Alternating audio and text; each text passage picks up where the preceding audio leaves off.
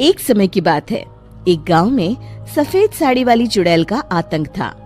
चुड़ैल रात भर गांव में घूमती और गांव का जो भी आदमी उसे दिखाई देता उसे वो घायल कर देती। अरे कोई तो बचाओ, मर गया रे। एक रात हरिया अपने खेत से अपने घर लौट रहा था कि तभी अचानक उसके सामने चुड़ैल आ जाती है। अरे बाप रे, ये चुड़ैल कहाँ से आ गई?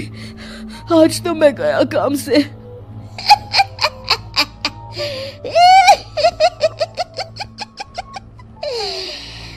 आज मुझे मेरा शिकार मिल गया।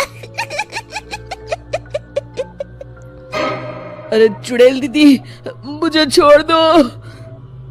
जैसे ही चुड़ैल हरिया की तरफ बढ़ती है, हरिया वहाँ से भाग जाता है और अपने घर के दरवाजे पे पहुँचता है। अरे भगवान, जल्दी से दरवाजा खोलो, मेरे पीछे चुड़ैल पड़ी है। हरिया की पत्नी जल्दी से दरवाजा खोल देती है। अरे आप इतना हाफ क्यों रहे हैं?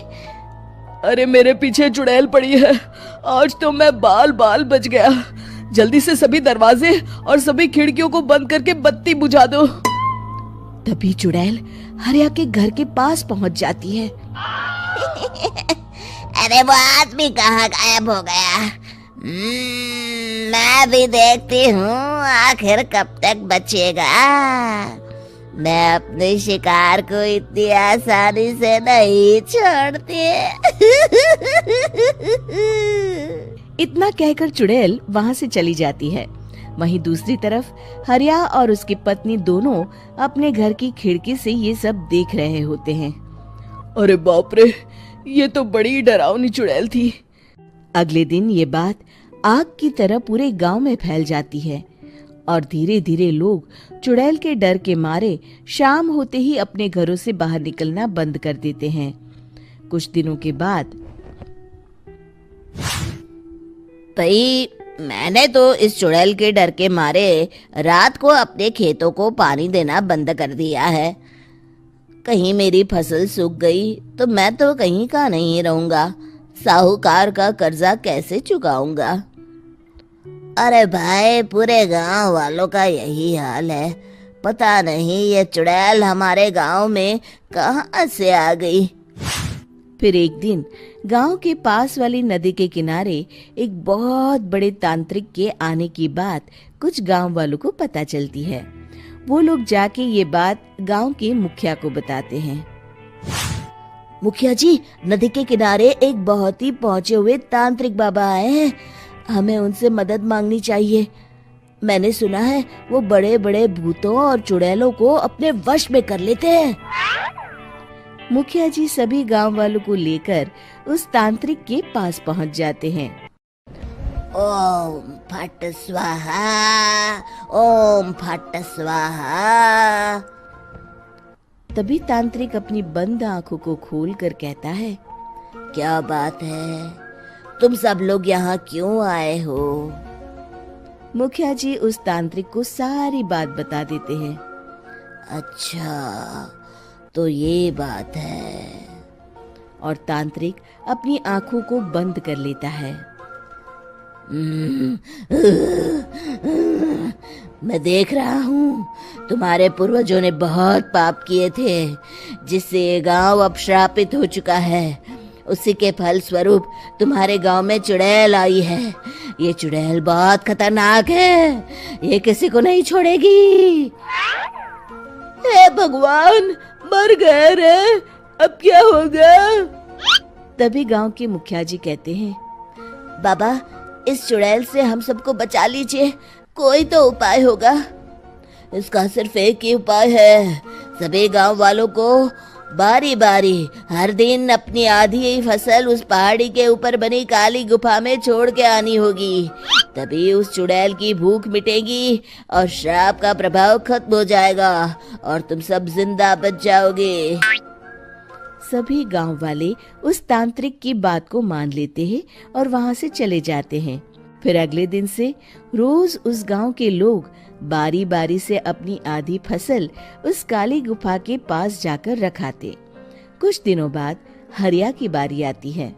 बाप रे, आज तो मेरी बारी है उस काली गुफा में जाने की। क्या करूं, वो तो बड़ी खतरनाक चुड़ैल है। मेरे तो हाथ पैर कांप रहे हैं।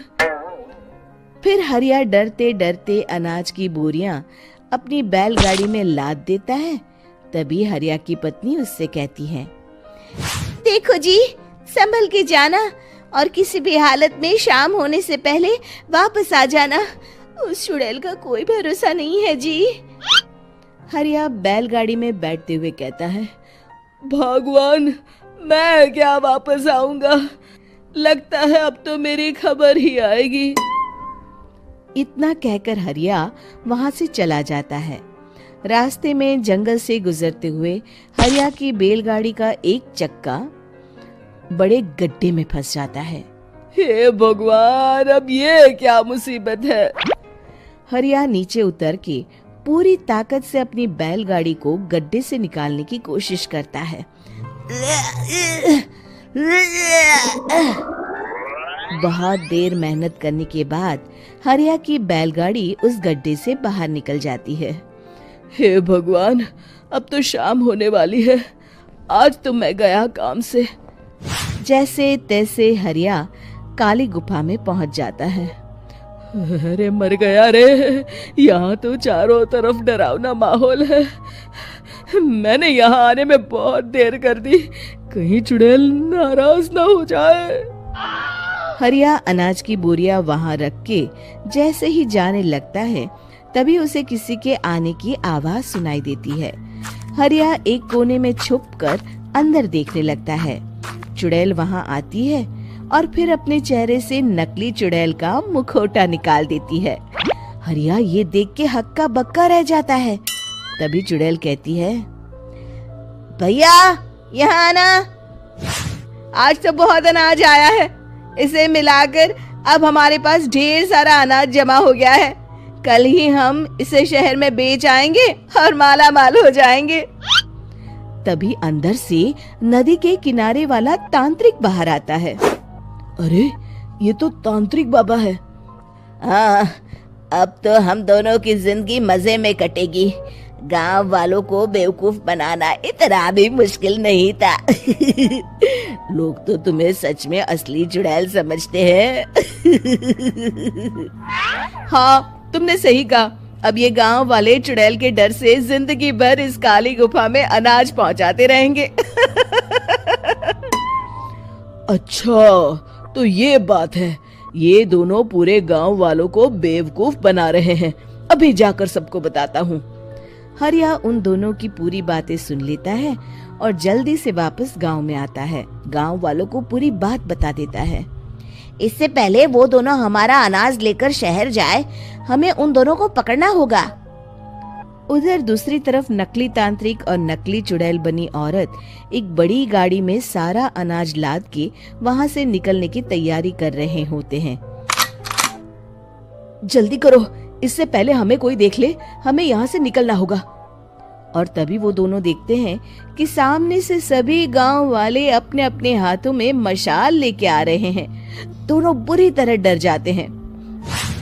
रुक जाओ, तुम दोनों का भांडा फूट चुका है। अरे मर गए रे, ये गांव वाले कहाँ से आ गए? तुमने क्या सोचा इतनी आसानी से यहाँ से निकल जाओगे? ये अनाज हमने अपने खून पसीने से दिन रात खेतों में मेहनत करके उगाया है। दोनों मुखिया जी के पैरों में गिर जाते हैं। हमें माफ कर दीजिए, हम दोनों एक नंबर के कामचोर हैं। बिना मेहनत किए पैसे कमाना चाहते थे। हाँ हाँ, अब हम आगे से मेहनत मजदूरी करके पैसे कमाएंगे। हमें कुछ मत करना, हमें छोड़ दीजिए। इतना कह के दोनों गांव छोड़ के भाग जाते हैं और सभी गांव वाले फिर से खुशी खुशी रहने लगते हैं। शिक्षा, तभी तो कहते हैं कि किसी भी समस्या का समाधान केवल सूझबूझ से ही करना चाहिए और कभी हिम्मत नहीं हारनी चाहिए। दोस्तों, हमें उम्मीद है कि आपको हमारी ये कहानी पसंद आई होगी। कृपया हमारे चैनल को सब्सक्राइब करें और सभी अपडेट्स के लिए बेल आइकन जरूर दबाएं। और हाँ, वीडियो लाइक और शेयर करना मत भूलिएगा। Bye bye.